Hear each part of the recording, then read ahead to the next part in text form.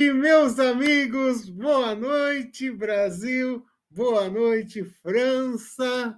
Obrigado. Aí já é 1h01 da madrugada, aqui já é 8h01.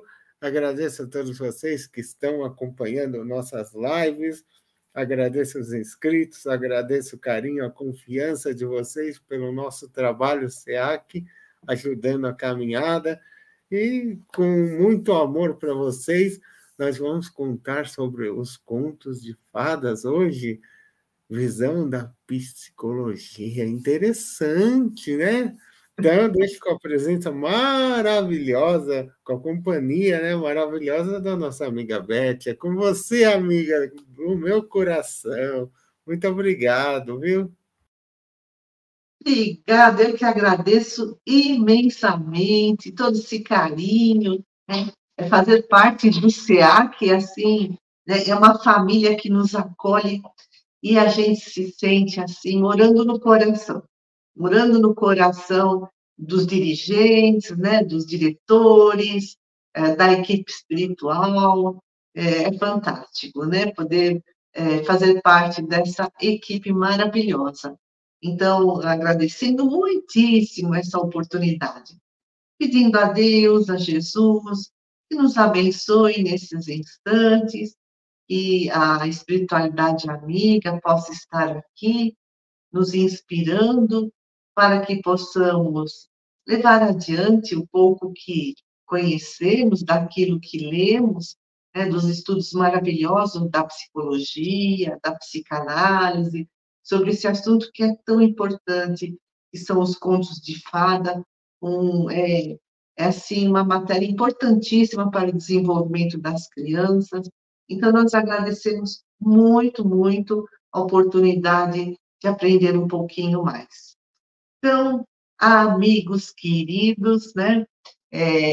Os contos de fada. Quem é que durante a infância, né, não se deleitou com os contos infantis, seja alguém lendo para eles a história, ou a partir do momento em que eles se alfabetizaram, começaram a ler por conta própria, ou, né, depois que surgiram nos desenhos da televisão, nos cinemas, nos longa-metragens fantásticos da Disney, né, trazendo todos esses contos de fadas que, com certeza, conhecemos alguns ou muitos, né? E o filósofo e educador brasileiro Gabriel Chalita escreveu um livro maravilhoso que chama Pedagogia do Amor. E ele traz 10 contos de fada e mitos bem conhecidos e faz depois uma abordagem sobre os valores morais que cada um desses contos traz. E aí o Gabriel Chalita, ele é filósofo, é educador, ele diz que, infelizmente, hoje as crianças conhecem assim, poucos contos de fadas. E, no entanto, há centenas riquíssimas de ensinamentos. Antes de começar aqui a live, estávamos conversando, o Rodrigo e eu, e relembrando, né, os contos de fada da nossa infância, né? E aí ele narrou-me, assim, contos de fada que eu nem conhecia, sabe? Então, os contos de fada, eles são riquíssimos de ensinamentos. Eles encantam, ensinam e moldam o caráter da criança, né? Moldam o jeito de ver e de viver no mundo. Então, é muito importante mesmo que os pais leiam ou contem, né, de cabeça as histórias para os seus filhos, desde que eles são bem pequenininhos, desde bebês. Mas os pais precisam contar essas histórias com entusiasmo, né? De uma forma cativante, divertindo-se também, né? Fazendo parte, né? Daquela mágica, se surpreendendo com cada lance que a história traz, mesmo que eles já conheçam, né? Porque senão perde a graça. Ó, Peter Pan e Alice no País das Maravilhas, por exemplo, esses dois contos de fada, eles foram publicados há mais de um século e eles retratam a transição da infância para a idade adulta. E lá no inconsciente das crianças, ajudam-nas a compreender esse momento, né, da sua vida, a compreender a adolescência, porque a adolescência é uma passagem, né, do período de fantasia, período de criança, ao período da realidade, que é a idade adulta. O Peter Pan foi escrito em 1902 por James Matthew Barrie. O Peter era um amigo de infância do autor, né, do James Barrie. E aí ele homenageou seu amigo Peter e colocou o nome Pan, Peter Pan, porque Pan é um deus da mitologia grega, é o deus dos bosques, dos campos, dos rebanhos, dos pastores. Então conta a mitologia que ele vive em grutas e fica vagando pelos vales, pelas montanhas, dança com as ninfas. E as pessoas tinham medo de atravessar as florestas à noite, né? Lá naquele passado distante, tinham medo do Pan, porque esse mito era bastante conhecido, né? Lá na Grécia Antiga. E até hoje surgiu essa palavra pânico, que vem do deus Pan, de estar com medo. E o Peter Pan, né? Vamos voltar para a história do Peter Pan. Ele vive na terra do nunca, onde ninguém envelhece, onde a infância é eterna. E aí o Peter Pan convida sua amiga Wendy Darling, que mora em Londres, para uma visita à Terra do Nunca. E aí eles vão voando, né? Ela e seus irmãozinhos. E eles vivem muitas aventuras, né? Do pirata, né? Perna de pau, né? Mas chega uma hora em que o Andy pensa, puxa, meu lugar é em Londres, eu vou voltar para minha casa. E ela volta para sua casa, onde ela vai envelhecer. Aqui, nessa história, o Andy está mostrando, né, que a fantasia que ocorre na mente das crianças, na infância, tem que dar lugar à realidade da vida adulta. Enquanto que o Peter Pan escolhe permanecer criança para sempre, né? Lá na Terra do Nunca.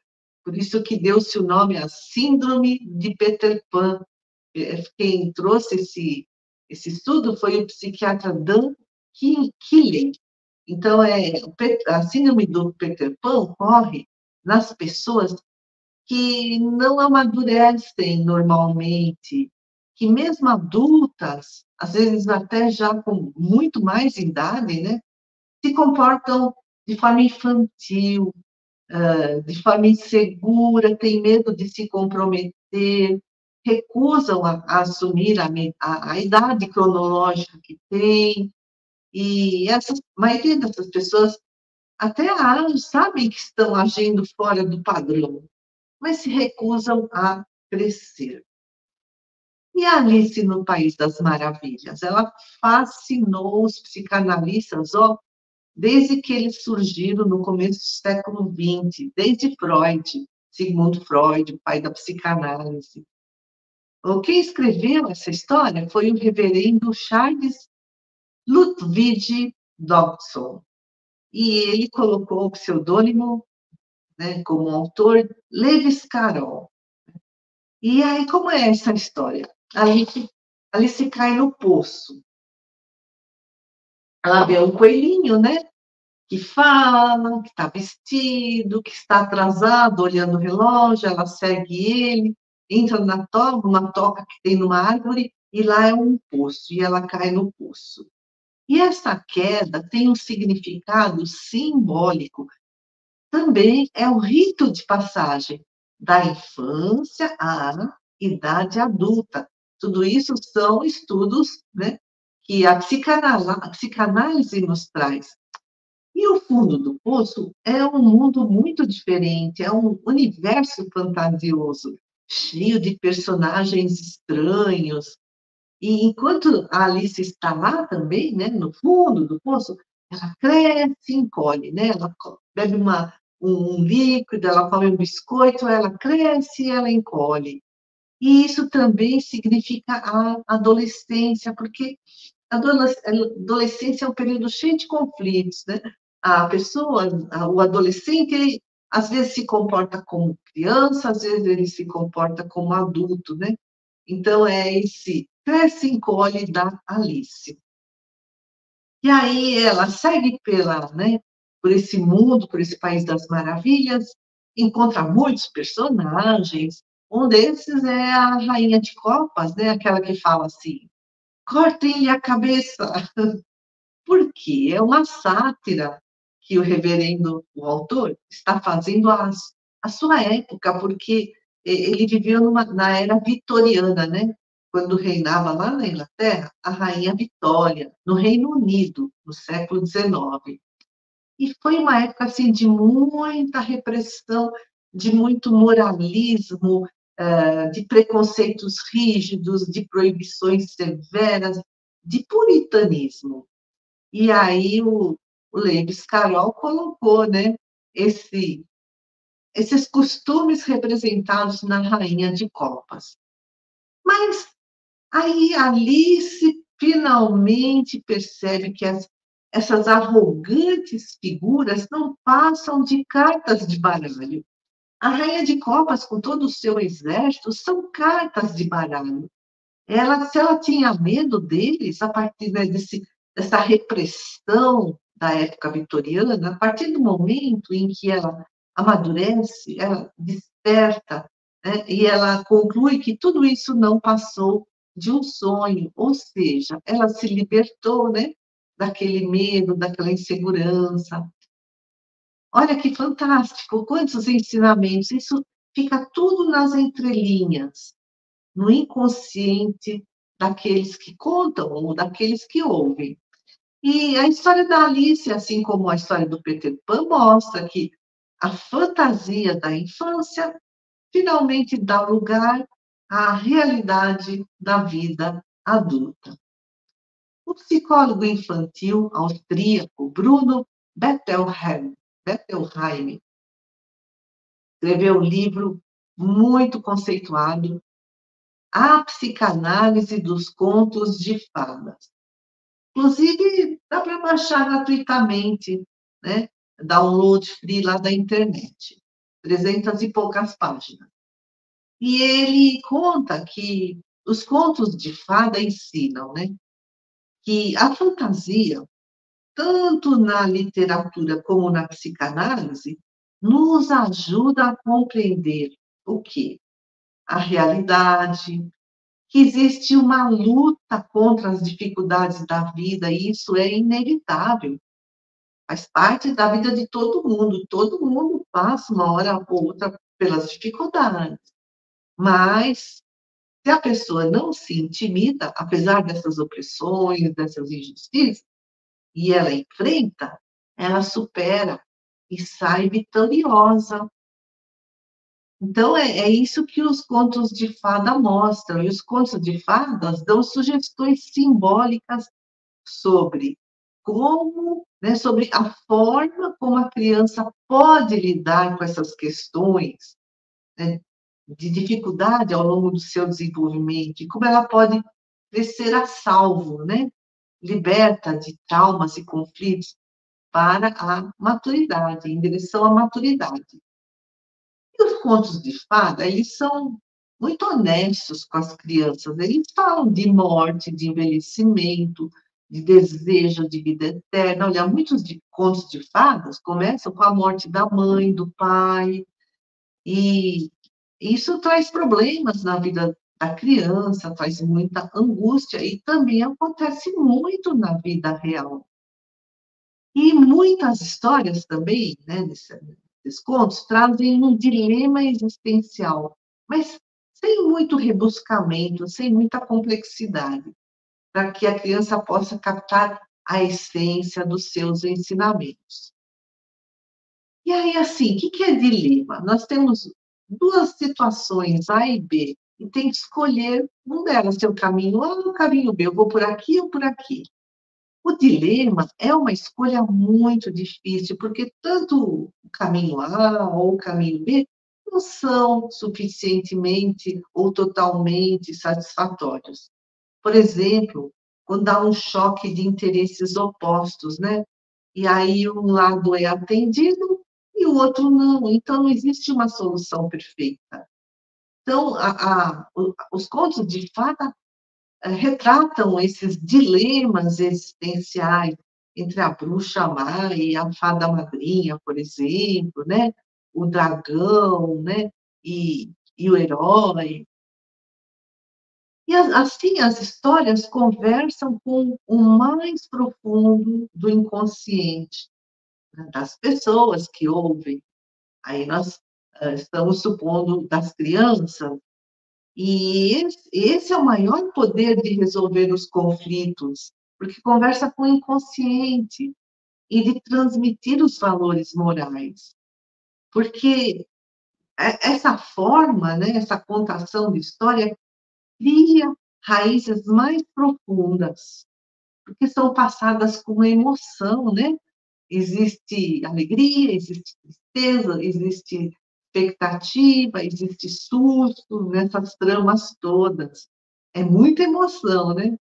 Jesus sabia disso, por isso que ele também contava parábolas, porque é uma forma de as pessoas, no concreto, conseguirem captar os ensinamentos, né, dos valores morais. Tem um escritor nigeriano, Ben Okri, e ele escreveu: as histórias são misteriosas e poderosas, fazem o seu trabalho em silêncio, de forma invisível.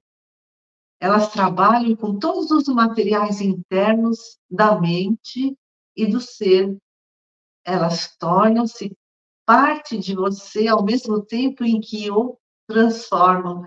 A criança vai ouvindo as histórias e ela internaliza e vai se transformando a sua visão de mundo, de si mesma. Então, esse ensinamento moral é passado nas entrelinhas da história. Por exemplo, Chapeuzinho Vermelho, né? A mãe falou assim para a filha, para Chapeuzinho Vermelho, para ir para casa da vovó, né? Levar uma cesta de bolo lá, mas que ela não fosse pela floresta, porque lá era um local perigoso. Aí ela foi se distraindo no caminho, ela foi catando flores, e sem querer adentrou a floresta. Aí vem toda, né, aquela história do lobo mau. E esse conto ensina nas entrelinhas que é preciso obedecer à mãe. Esse ensinamento está implícito na trama, mas justamente por isso é um ensinamento que vem de forma poderosa e é internalizado no inconsciente. E os personagens dos contos de fada são muito bem caracterizados, né? É o bem e o mal, né? É, o bem e o mal recebem corpo na forma de algumas figuras e a forma como elas agem. Então, a bruxa má de um lado, a fada boa do outro. O vilão de um lado, o herói do outro. Então, os contos mostram que o bem e o mal está presente em todas as pessoas. O psicanalista infantil Bruno Bettelheim, ele escreveu: esta dualidade, né, o bem e o mal, apresenta um problema moral e é preciso, então, lutar para resolvê-lo. Quem ganha? Às vezes, o mal se apresenta temporariamente vitorioso, tanto nas histórias como na vida real, mas, no final, o malfeitor é punido. Aquela famosa frase, o crime não compensa. E é isso que é passado para a criança de forma sutil, né, subliminar. E os personagens dos contos de fada, não sei se vocês já perceberam, não tem nomes. Um ou outro tem, mas a maioria não tem, ó. Chapeuzinho Vermelho, como é que ela chama? Pequeno Polegar, Patinho Feio, Soldadinho de Chumbo, A Bela e a Fera, e a Madrasta, o Rei, a Bruxa, a Fada, o Gigante, o Pirata da Perna de Pau, né? Eles não têm nomes. Por quê? Porque assim, isso facilita as projeções que a criança faz desses personagens. Ela se identifica com eles, ela se imagina no lugar deles, na pele desses personagens. Ela sofre com o herói, com a heroína, ela triunfa junto com o herói ou com a heroína. Os contos de fadas divertem, desenvolvem a personalidade, porque a criança ouve, e o contador de história, né, também. Então, eles também desenvolvem as suas personalidades. O conto de fadas oferece um significado em vários níveis e acaba enriquecendo muito a existência. Então, para cada idade, o mesmo conto tem um significado diferente, segundo o entendimento da criança. Conta uma historinha, por exemplo, para uma criança de 5 anos, conta a mesma historinha para uma criança maiorzinha, cada uma vai captar algo diferente para a sua vida. E é muito comum as crianças voltarem sempre para a mesma história. Então, por exemplo, quando os pais, né, antes de dormir, né, tem aquela coleção de livrinhos infantis, ou se as histórias estão na sua cabeça, na sua memória. E aí, filho, que história nós vamos contar hoje? Ou vamos ler hoje? Ah, Os Três Porquinhos. Tá bom. Então, conta, né? Com aquele entusiasmo. Aí, no dia seguinte, hora de dormir. E aí, filho, filha, né? E hoje, que historinha nós vamos ler? Ah, Os Três Porquinhos. Ah, mas se a gente. O pai fala, o pai e a mãe, mas se a gente leu ontem, você não quer uma outra história hoje? Não, não, eu quero Os Três Porquinhos. E a psicologia mostra que, às vezes, a criança fica muitos dias na mesma história, toda noite, ou seja de manhã ou de tarde, sei lá que hora que, né, os pais costumam contar histórias, ela quer a mesma história. Por quê? Porque ela ainda não absorveu, né, todos os ensinamentos que essa história oferece, ela não elaborou na sua mente todos esses ensinamentos, né, que são trazidos. E a criança, ela precisa entender o que está passando em seu inconsciente. As obras, né, os contos de fadas é uma obra de arte, mas é uma obra de arte integralmente compreendida pela criança e desenvolve o seu emocional. Com isso, ela supera as dificuldades de crescimento interior, ela adquire um sentimento de individualidade, ou seja, ser ela mesma. E ela também desenvolve a autovalorização.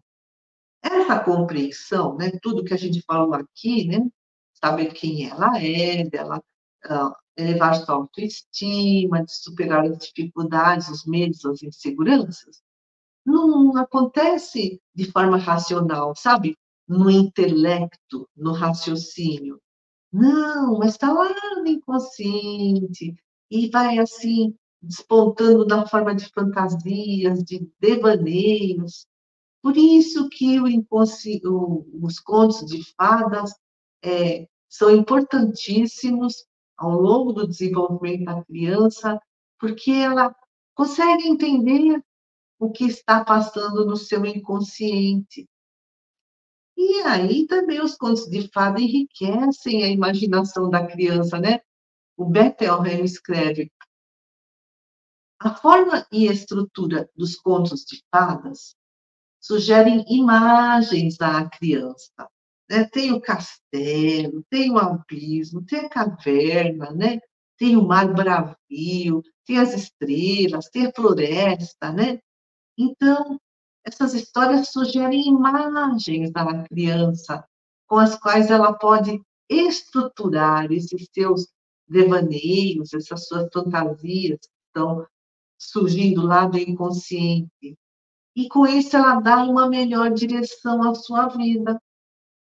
O conto de fadas é orientado para o futuro e ajuda a criança a superar esse apego aos pais, esse medo da separação, essa dependência infantil, ajuda ela a se tornar independente. Porque o que as histórias contam? Que os heróis partiram para o mundo sozinhos, né? No entanto, eles venceram os percalços do caminho.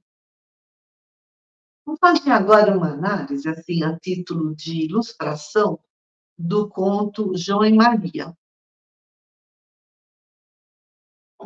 Era uma vez duas crianças, João e Maria, dois irmãos. E eles moravam com o pai e com a madrasta. O pai era lenhador. E eles eram muito pobres e estavam passando por muitas dificuldades. Um dia, a madrasta falou para o marido que as crianças comem muito e que precisavam se livrar dela.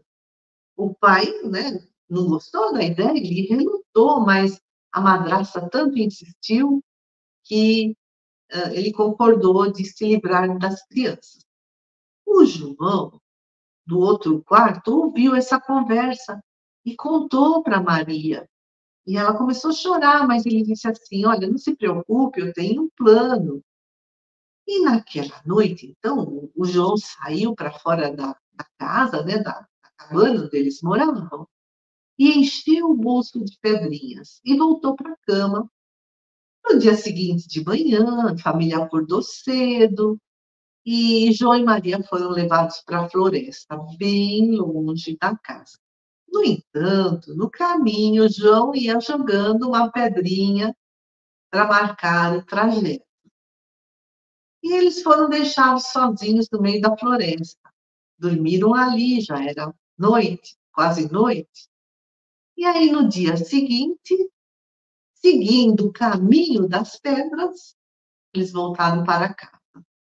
O pai ficou muito feliz ao vê-los, mas a madrasta convenceu o marido de levá-los no dia seguinte de volta para a floresta, mas num local ainda mais distante. Só que nessa noite a madrasta trancou a porta da casa para que o João não conseguisse sair e catar pedrinhas. No dia seguinte, eles receberam um pãozinho, né, que seria para o almoço, e no caminho o João ia jogando migalhas de pão para que eles pudessem encontrar o caminho de volta. Também já quase anoitecendo, os pais voltaram para casa, eles dormiram na floresta. Só que na manhã seguinte não conseguiram voltar, porque os animais da floresta comeram as migalhas de pão. Eles andaram, até que chegaram numa casa feita de doces e comeram pedacinhos da casa, né? De bolacha, chocolate. E aí, nesse momento, saiu uma velha lá de dentro, com uma voz suave, os convidou para entrar. Ela deu-lhes o café da manhã, só que no instante seguinte ela se transformou numa bruxa e prendeu João numa gaiola. Disse que iria engordá-lo para que pudesse comê-lo e que Maria deveria cozinhar para o irmão. E a cada dia a bruxa ia lá examinar o dedinho do João, que estava preso na gaiola, para ver se ele estava mais gordinho. A bruxa não enxergava bem. Aí o João, muito esperto, mostrava um pedaço de osso. E o tempo foi passando, e ele só mostrava um pedaço de osso. E a bruxa, então, perdeu a paciência.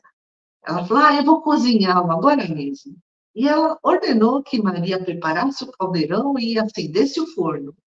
Mas a Maria, muito esperta, conseguiu empurrar a bruxa para dentro do forno, correu para soltar o irmão e ainda eles encontraram na casa um grande tesouro e encheram os bolsos, né, de pedras preciosas, de joias. E aí eles andaram muito, muito, muito até que conseguiram chegar lá em casa. O pai ficou muito feliz. E aí João e Maria mostraram o tesouro que trouxeram, e toda a família, então, passou a ter uma vida tranquila e viveram felizes para sempre. O que ensina a história de João e Maria? Que a criança é dependente dos adultos, né? Por isso que ela fica agarrada aos pais. Mas enquanto ela cresce, né, a vida vai lhe solicitando o amadurecimento, por exemplo, chega o momento do desmame, chega o momento em que ela começa a engatinhar, já não tem colo o tempo todo, chega depois o momento que ela vai para a escolinha e fica algumas horas longe de casa. Tudo isso gera, segundo, né, os psicólogos, a ansiedade do crescimento.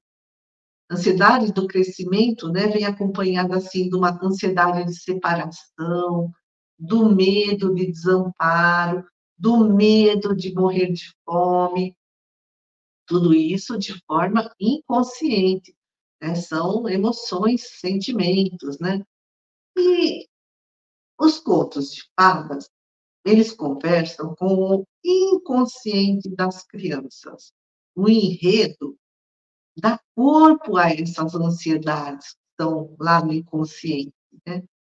Porque também os heróis das histórias passam por muitas dificuldades, como, por exemplo, João e Maria, que foram abandonados na floresta. Eles tiveram que se separar dos pais. Então, esse enredo, né, que dá corpo, que traz assim à tona, à consciência essas ansiedades, gera um certo alívio na mente da criança. Às vezes, nem chega na consciência, mas as emoções vão aflorando. A psicologia fala que é muito importante nomear emoções, e é isso que os contos de fada fazem com essas imagens que traz. Então, por exemplo, a criança está com medo, está triste, né? Então a mãe explica para a criança: você perdeu a bola, né? É por isso que você está triste, eu te entendo. Às vezes ela nem sabe o que está sentindo, está assim, né? Numa perturbação, aí vem a mãe e explica por que ela está triste, que ela tem o direito de estar triste, que a mãe a entende. Isso é nomear as emoções. A criança identifica o que está sentindo e pode lidar melhor com suas emoções e seus sentimentos. Então, os processos infantis, né, que vem lá, estão lá no inconsciente, eles só se tornam claros para a criança através de imagens que falam diretamente ao seu inconsciente. E é o que faz os contos de fadas. Então, João e Maria ensina que é preciso tornar-se independente, apesar do medo. E no final, né, da história, as crianças se saem vitoriosas. E a bruxa, um dos inimigos mais terríveis, é derrotada. A bruxa que causa medo. Então, o medo é derrotado. E essa história encoraja a criança a superar os seus medos, a construir a sua identidade. Então, os contos de fadas são terapêuticos e, ao mesmo tempo, são modelos para o comportamento humano, que mostram uma vida compensadora, boa, ao alcance de todos, apesar das adversidades, mas, né, a pessoa não pode se intimidar com as lutas do destino. E aí a criança encontra a solução, né, dos seus conflitos ouvindo os contos de fadas, que dá até, inclusive, a esperança de um futuro feliz, né? Termina assim, né, os contos de fada, e viveram felizes para sempre. É a recompensa do lutador, né, daquele que não desiste, porque quem não se arrisca acaba vivendo uma vida monótona. E se a criança se engajar nessa luta, aí ainda tem a ajuda dos poderes benevolentes, né? Da fada madrinha, do gênio da lâmpada, e a doutrina espírita também nos fala que temos o anjo guardião, temos os mentores, mas que precisamos fazer a nossa parte. Façamos uma vibração de muito amor a todo o nosso planeta, que haja paz, concórdia, união, fraternidade entre todos os povos, uma vibração a todos aqueles que sofrem, aqueles que estão na pátria espiritual, aqueles que estão encarnados, uma vibração por todos os trabalhadores do bem, pelos trabalhadores do SEAC, pelos mentores do SEAC, pela nossa família e por nós mesmos. E nós te agradecemos, Mestre amado Jesus de Nazaré, por todos esses ensinamentos maravilhosos, por toda a ajuda que estamos constantemente recebendo, por essa oportunidade de união, né, de aprendizado. Que assim seja. Graças a Deus. Amigos queridos, agradeço muitíssimo a atenção. Uma boa noite.